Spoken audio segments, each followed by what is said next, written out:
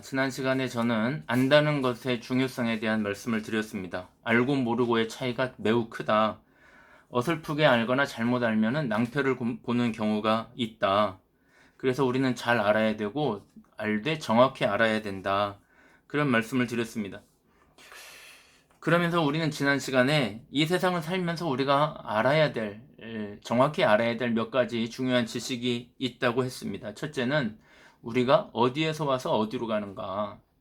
예수님은 하나님으로부터 와서 하나님께로 돌아간다는 걸 정확히 아셨는데 우리는 알고 있나? 우리는 그래서 우연히 태어난 존재가 아니고 하나님께로부터 와서 하나님에게로 돌아가는 존재다라는 걸 알아야 된다는 말씀을 드렸습니다. 두 번째로는 우리에게 맡겨진 환경, 우리에게 맡겨진 주변에 있는 사람들, 우리의 가족들, 나와 관계를 맺고 있는 사람들은 다 하나님이 우리에게 맡기신 사명이다. 팔자소관이 아니고 하나님이 우리에게 맡기신 사명이다.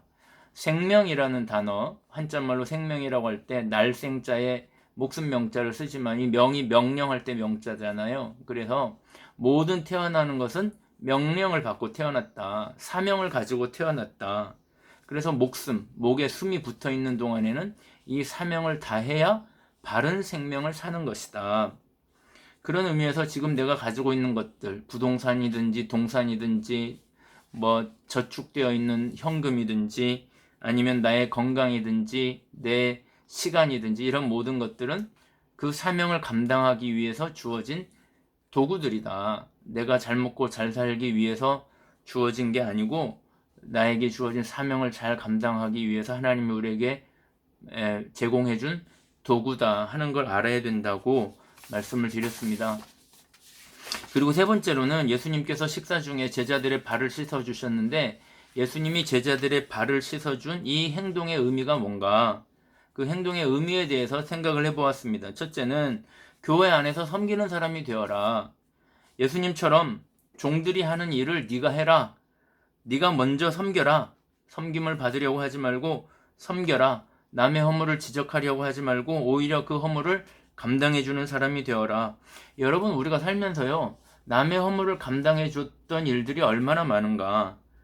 내가 남의 허물을 담당해주는 삶을 얼마나 살고 있었나. 남의 짐을 나누어지고 그들의 고민을 함께 고민하고 그들의 슬픔을 함께 슬퍼하고 그런 시간이 얼마나 되었나. 오히려 남의 잘못을 보면 비난하고 수군수군하고 지적하는데 익숙해 있는 것은 아닌가. 그 허물의 책임이 나에게도 있다는 것을 깨닫고 그 허물을 감추어주고 대신 감당해주기 위해서 나는 얼마나 애를 쓰고 있는지 한번 생각해 볼 필요가 있다. 그런 생각이 들고요.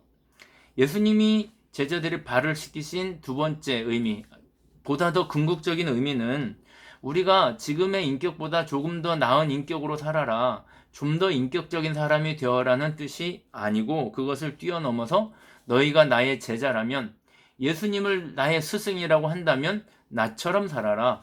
예수님처럼 살아라 하는 의미가 있을 것이다. 우리의 호흡, 성급하고 짧은 호흡을 버리고 예수님의 호흡으로 호흡하면서 살아라. 우리의 짧은 보폭으로 걸으려고 하지 말고 예수님의 보폭으로 걸으면서 살아라. 유기성 목사님, 유명하신 목사님이죠. 유기성 목사님이 표현했던 것처럼 내가 죽고 예수로 다시 사는 삶을 살아라고 하는 것이 예수님이 제자들의 발을 씻어준 의미였을 것이다. 이런 이야기를 나누었는데 기억나실 겁니다. 오늘은 그 이야기의 연장선에서 예수님이 제자들의 발을 씻어주시다가 베드로와 약간의 해프닝이 있었거든요. 오늘은 그 약간의 해프닝을 가지고 잠깐만 생각을 해보려고 합니다. 한 가지만 더 배워보려고 합니다. 오늘 말씀을 보니까 예수님께서 저녁 잡수시다 말고 일어나서 지난 시간에 말씀드린 것처럼 겉옷을 벗으시고 주섬주섬 허리에 수건을 두르시고 욕실에 가서 대야에 물을 떠다가 제자들의 발을 한 사람 한 사람 씻어주기 시작합니다. 여러분, 이 장면을 한번 생각해 보십시오. 다빈치의 그림을 보면요, 예수님이 제자들과 함께 식탁에 둘러앉아 있지만 사실은 유대인들의 전통적인 식사 모습은 그런 게 아니고 비스듬히 누워서 식사를 합니다. 누워 있어요. 발이 쭉 뻗어 있고요. 근데 예수님께서 발을 씻으실 때에도 제자들은 발을 쭉 뻗고 있고 예수님은 대야에 물을 뜨고 와서 무릎을 꿇고 아마 제자들의 발을 씻었을 겁니다. 그러니까 지금 생각해 보면은 굉장히 이 속된 말로 시건방진 자세로 예수님에게 발을 맡겼을 거예요. 왜냐하면 그것이 종들이 그 주인들의 발을 씻는 전형적인 모습이었거든요. 그렇게 한 사람 한 사람 제자들의 발을 씻으니까 이 시건방지게 들어놓아서 예수님에게 발을 뻗는 이 모습이 베드로로서는 도저히 용납이 안 되는 겁니다. 그래서 예수님, 저는 안 됩니다. 제 발은 절대 씻을 수가 없습니다. 이게 옥신각신 하는 거죠.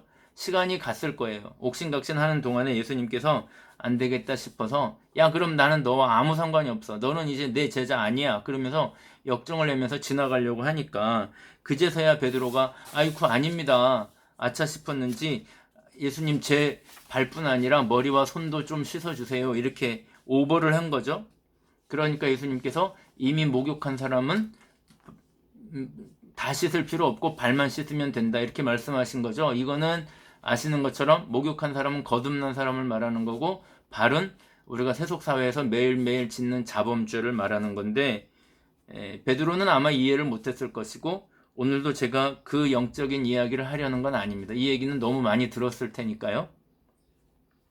제가 오늘 이야기를 나누고 싶은 것은 좀 다른 이야기인데, 그건 뭐냐면은 겸손과 상관이라고 하는 이 두 단어입니다. 나와 상관이 없다 말씀하셨을 때 그 상관, 겸손이란 단어와 상관이란 단어입니다. 여러분, 겸손이 뭘까요? 겸손.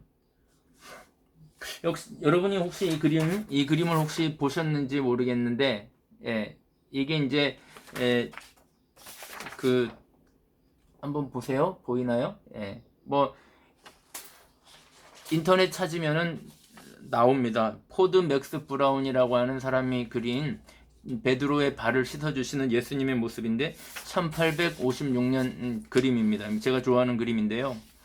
이 그림을 보면 예수님은 무릎을 꿇고 앉아있고, 베드로는 이제 의자에 앉아서 예수님에게 발을 뻗고 있죠. 사실은 더 적나라한 것은 아마 시건방지게 들어넣어서 예수님에게 발을 뻗었을 거예요.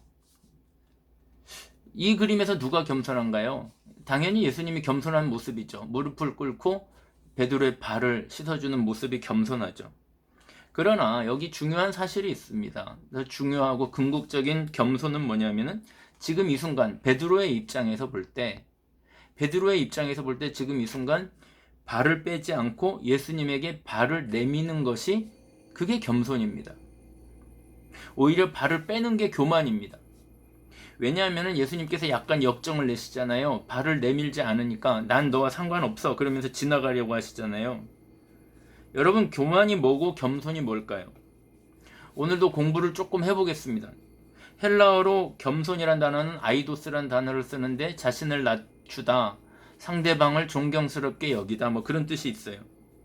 이 단어만 보면 우리 그 겸손이란 단어와 비슷한데, 이 겸손이란 단어, 아이도스와 항상 쌍으로 다니는 단어가 하나 있습니다. 그게 뭐냐면은 프라우테스라는 단어예요. 프라우테스. 명사형으로 프라우테스, 형용사형으로는 프라우스라고 그러는데, 이 단어는 겸손이라는 의미로도 쓰이고 온유라는 의미로도 쓰입니다. 온유. 그래서 이 두 단어가 항상 같이 쌍둥이처럼 다녀요. 예수님께서 마태복음 11장에서 나는 마음이 온유하고 겸손하다 같이 쓰잖아요. 에베소서 4장 2절이나 골로새서 3장 2절에도 보면 온유와 겸손이 같이 쓰입니다. 항상 보완하면서 쓰는 거예요. 중요한 것은 이 헬라어 프라우테스라는 단어, 온유라는 단어는 자기 낮춤, 자기 비하, 상냥함, 친절함, 이런 의미가 전혀 없습니다. 그런 뜻이 전혀 포함되어 있지 않아요. 이 프라우테스라는 단어에는 자기 비하나 자기 낮춤이나 상냥함이나 친절함, 이런 뜻이 없어요. 이 프라우테스라는 단어는 언제 쓰이는 단어냐면은, 이스라엘의 목자들이 들판에서 양을 칠 때 아주 싸나운 양들을 조련하거나, 아니면 야생의 말이나 야생의 짐승들을 잡아서 조련할 때, 이 조련사들이나 혹은 목자들이 이 동물들을 잘 조련해서 이 짐승들이 잘 길들여진 상태가 되면 프라우테스, 온유하다, 이렇게 말합니다. 온유한 짐승, 프라우스라고 합니다. 목자의 손에 잘 길들여진 상태, 그걸 온유라고 합니다. 그러니까 신약 성경에서 온유와 겸손이란 말은 상냥하고 자기를 낮추고 친절하고 그런 뜻이 아니고요. 예수님의 손에, 예수님의 의도에, 예수님이 하시려는 일에 잘 길들여진 상태, 그걸 온유라고 합니다. 어린 왕자 읽어보셨을 겁니다. 거기에 보면 어린 왕자가 여우를 처음 만났을 때 나누는 대화가 나오거든요. 어린 왕자가 여우에게 말합니다. 이리 와서 같이 놀자. 나는 지금 매우 슬퍼. 이렇게 말하니까 여우가 이렇게 말합니다. 난 너와 놀 수가 없어. 나는 길들여져 있지 않거든. 그러니까 어린 왕자가 잠깐 생각하다가 말합니다. 길들인다는 게 무슨 뜻이야? 그러니까 여우가 대답합니다. 요즘엔 잘 쓰지 않는 잊혀진 말인데 관계를 맺는다는 뜻이야. 아직 나에게 너는 다른 수많은 소년에 불과하지만 조그만 아이에 지나지 않지만 만약에 내가 너에게 길들여지면 나는 너에게 중요한 여우가 될 거야. 너도 마찬가지야. 너는 나에게 필요하지 않지만 네가 나에게 길들여지면 너는 나에게 매우 소중한 소년이 될 거야. 우리 서로가 서로에게 길들여진다면 우리는 서로에게 꼭 필요한 존재가 되는 거야. 둘도 없는 사람이 되는 거야. 나는 너에게 세상에서 오직 하나뿐인 여우가 되고 너는 나에게 세상에서 오직 하나뿐인 소년이 되는 거야. 이 생텍쥐베리라고 하는 소설을 쓴 이 작가는 성경의 온유라는 말을 가장 잘 이해한 사람이 아닌가 생각됩니다. 여러분, 그리스도인들에게 온유와 겸손이란 말은 주님의 손에 잘 길들여진 상태를 말합니다. 자신이 뻣뻣하게 고집했던 것들을 다 내려놓고 주님의 손에 완전히 맡겨진 상태, 그걸 온유라고 합니다. 성경에서 온유라고 하는 말, 그래서 성경에서 온유와 겸손이란 말은 자신을 비하하거나 예의상 그럴 수 없습니다 하면서 뻗대거나 하는 것이 아닙니다. 오히려 그것은 겸손을 가장한 교만일 뿐이에요. 세상에서 겸손을 가장한 교만한 사람들이 참 많이 있습니다. 그래서 교회 안에도 겸손을 가장한 교만한 사람이 많아요. 뻣뻣하고 자기 주장을 굽히지 않고 그러는 사람은 교만한 사람이에요. 이분들은 내 자존심이 더 중요하고 내 이미지가 더 중요하고 내 주장이 더 중요합니다. 태도는 젠틀해 보이는데 자기 고집과 자기 주장을 절대 꺾지 않거나 조금만 손해를 보거나 자존심이 조금이라도 상하면 드라마에서나 드름직한 아주 날카로운 단어들로 남을 지적하고 비난하는 사람들, 겸손한 사람이 아니에요. 여러분, 이런 태도는 주님에게 전혀 길들여지지 않은 태도인 것입니다. 사랑하는 여러분, 그래서 하나님이 자유자재로 하나님이 유연하게 쓰실 수 있는 그런 사람, 그런 참된 그리스도인들, 참된 겸손한 성도들이 되기를 바랍니다. 하나님이 자유자재로 유연하게 쓰실 수 있도록 완전히 자신을 비우고 완전히 하나님께 맡기고 완전히 유연해질 수 있기를 바랍니다. 하나님, 저는 이렇게 써도 되고 저렇게 써도 됩니다. 높여서 쓰셔도 되고 낮추셔도 되고요. 주인공으로 쓰셔도 되고 들러리로 쓰셔도 됩니다. 여러분, 세상에서 잘 나가는 사람도 교회 안에서는 들러리가 되고 세상에서 참 별 볼 일 없는 사람도 교회 안에서는 주인공이 되기도 합니다. 그게 교회예요. 언제든지 주님이 쓰시려고만 하면 자유자재로 쓰실 수 있는 사람, 그런 사람을 그리스도인이라고 하고 그런 사람을 겸손한 사람이라고 합니다. 발을 내밀라고 하면 발을 내밀고 손을 내밀라고 하면 손을 내밀면 됩니다. 여러분, 그래서 지금 예수님과의 식사 자리에서 이 세족의 시간에 이 행동을 통해서 예수님이 뭔가를 가르치고자 하시는데 주님이 뭔가 교훈할 일이 있으신데 베드로는 생각도 못하는 주님의 계획이 있어서 발을 내밀려고 하는데 자기 생각대로 끝까지 뻗대고 혼자 겸손한 척한 베드로는 가장 교만한 사람이 되는 거예요. 여러분, 예수님이 하시겠다고 하면 냄새나는 발이지만 그 발을 씻으시는 주님의 따뜻한 손길에 염치 없지만 발을 내놓으시는 저와 여러분이 되기를 바랍니다. 그래서 종합해서 말하자면 겸손이란 예수님이 하시고자 하는 모든 일에 나를 맡기는 것, 그게 겸손입니다. 말씀을 마치면서 제가 한 가지만 더 환기하고 넘어가고 싶은 교훈이 있습니다. 여러분, 그러면 예수님께서 왜 이런 퍼포먼스를 하셨을까요? 물론 지난 시간에 핵심을 다 이야기하긴 했지만 이 퍼포먼스에는 매우 중요한 한 가지 의도가 더 있습니다. 그것은 예수님과 우리가 바로 상관이 있는 존재라는 걸 가르쳐 주시기 위함입니다. 예수님이 발을 씻으려고 하니까 베드로가 발을 뺐습니다. 그러니까 예수님께서 너와 나 상관없어 이렇게 말했습니다. 원래 헬라어 성경에서 이 상관없다는 말은 네 몫이 없어 이런 뜻인데, 영어 성경에도 보면은 You have no part with me, 나와 함께 받을 몫이 없다 그런 말이죠. 이 말은 무슨 뜻이냐면 나중에 천국 가서 예수님이 영광 받으실 때 네가 받을 영광이 없어 그런 말인데, 여기서 더 깊이 들어갈 수는 없고, 사실은 이 헬라어 원문을 가장 잘 번역한 게 우리말이에요. 상관없다. 서로 관계가 없다는 말입니다. 여러분, 이 말이 참 중요한 말이에요. 네가 만약 발을 빼면, 발을 내놓지 않으면 내가 맨손으로 너를 만지고 너의 더러운 맨살을 만지고 때를 벗기고 너를 씻어주는 이 스킨쉽에 동참하지 않으면 난 너와 상관이 없어. 사랑하는 여러분, 살면서 누가 여러분의 몸을, 그것도 맨살을 씻어주고 닦아주고 했던 경험이 있으실까요? 이게 아주 가까운 가족이 아니면 불가능한 경험이죠. 제가 신장 수술을 한 게 33살 때인데, 33살 때는 33살은 아이가 아니죠. 엄청 어른이죠. 성년의 몸이죠. 물론 결혼은 안 했지만 몸은 어른 몸이죠. 그런데 마취가 풀리지 않으니까 그 몸을 움직일 수가 없습니다. 그때 제가 결혼도 안 했고 부인도 없으니까, 그리고 저는 제 힘으로 아무것도 할 수 없으니 나이가 많은 제 어머니가 따뜻한 물수건으로 제 몸을 다 닦아주셨어요. 머리끝부터 발끝까지 꼼꼼히. 샴푸가 없으니까 그냥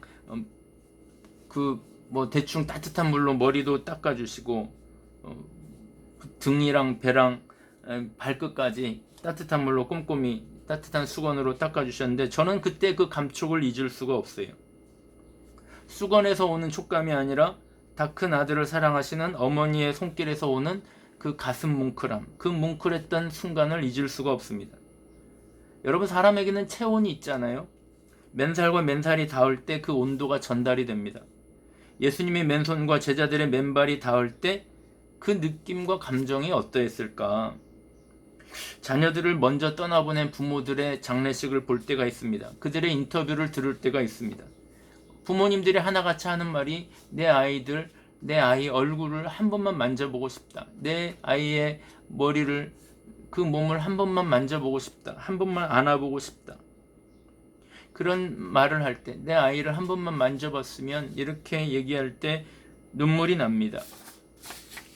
여러분, 예수님과 관계를 맺는다는 게 뭘까요? 상관이란 말이 뭘까요? 자녀된 우리가 어버이 되시는 예수님의 손길에 어린아이들처럼 감추어지지 않은 우리의 맨살을 내놓는 것, 그 손길을 받아들이는 것, 그 따뜻한 온도를 느끼는 것, 그것이 상관 있는 사람들의 모습이죠.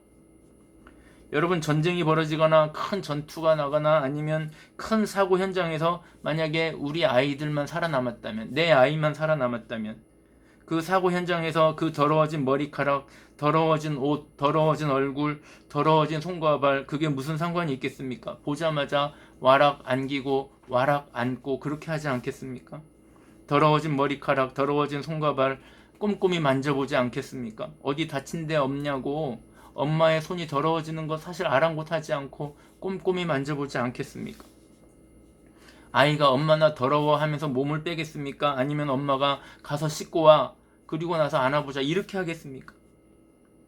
예수님도 마찬가지예요. 예수님도 우리가 영적 전투의 현장에서 예수 믿는 사람으로 살다가 다치고 상하고 더러워진 채 교회에 오면은 우리 성도들을 대할 때 예수님이 와락 안아보고 싶지 않겠습니까? 우리의 맨손과 맨발을 만지고 싶어 하지 않겠습니까? 거기에서 얌전을 빼는 사람은 예수님의 사람이 아닌 거죠. 사랑하는 여러분, 지난 한 주간 세상을 살면서 죄의 흔적들과 염려와 걱정과 각종 근심거리와 나 혼자만 알고 있는 깊은 상처와 도무지 극복되지 않는 나만의 슬픔과 두려움과 남들에게는 아무 일 없는 척, 잘 사는 척 살고 있지만 나 혼자 짊어지고 있는 깊은 슬픔이 없습니까? 잊으려고 해도 잊혀지지 않는 나만의 고독과 아픔의 이야기들이 없습니까? 여러분의 마음속에 남아있는 앙금이 없습니까? 어제 제가 우리 할머니들 한 사람 한 사람 돌아다니면서 기도를 해드렸는데 평생 짊어진 마음의 상처를 치료해달라고 기도할 때 할머니 한 분이 눈에 눈물이 그렁그렁 고였어요. 사랑하는 여러분, 오늘 우리 주님에게 다 내놓고 그 손길에 여러분을 맡기시기를 바랍니다. 따뜻한 주님의 맨손에 36.5도의 온기를 가지신 예수님의 손에 여러분을 내어 놓으실 수 있기를 바랍니다. 예수님 그동안 많이 힘들었어요. 견디기 힘들었어요 하면서 그것이 무엇이든지 간에 와락하고 주님의 품에 안기기를 바랍니다. 그러면 그 따뜻한 손이 여러분을 만지고 그 손이 치료의 손이 되어서 여러분의 모든 상처를 치료하고 여러분을 위로하실 겁니다. 사랑하는 여러분, 오늘 장면 중에 감추어져 있지만 가장 감동적인 장면이 또 하나 있다면 뭐가 있을까요? 예수님께서 가룟 유다의 발도 씻어주셨다는 거예요. 예수님의 따뜻한 맨손은 가룟 유다의 발도 외면하지 않으셨습니다. 예수님은 지금 가룟 유다가 예수님을 팔 거를 이미 알고 계셨어요. 그러면 우리 같으면은 네 발은 네가 씻어라 그럴 것 같은데 오늘 본문에는 그런 말이 전혀 없고 오히려 다 씻어주셨다는 표현만 있죠. 사랑하는 여러분, 가룟 유다의 발도 만져주고 가룟 유다의 발도 씻어주셨다면 우리의 더러운 발을 예수님이 왜 외면하겠습니까? 염려가 있습니까? 주님께 맡기길 바라고 걱정, 근심, 슬픔, 상처들, 울고 싶은 이야기들, 스스로 해결할 수 없는 문제들, 씻을 수 없는 죄라고 생각되는 죄악들, 반복되는 죄악들, 그런 것들을 혼자 붙잡고 애쓰지 말고 그 따뜻한 주님의 손에 맡기기를 바랍니다. 그것이 겸손이고 그것이 우리가 주님과 관계를 맺는 거예요. 사랑하는 여러분, 오늘 주님의 품 안에서 위로받고 상처들을 다 치유하고 그 모든 죄들을 다 용서받고 상쾌하고 감사한 마음으로 다시 세상으로 나가실 수 있기를 축복합니다. 오늘 이 말씀이 새롭게 시작하는 말씀, 7월을 새롭게 시작하는 그런 말씀이 될 수 있기를 주님의 이름으로 축복합니다.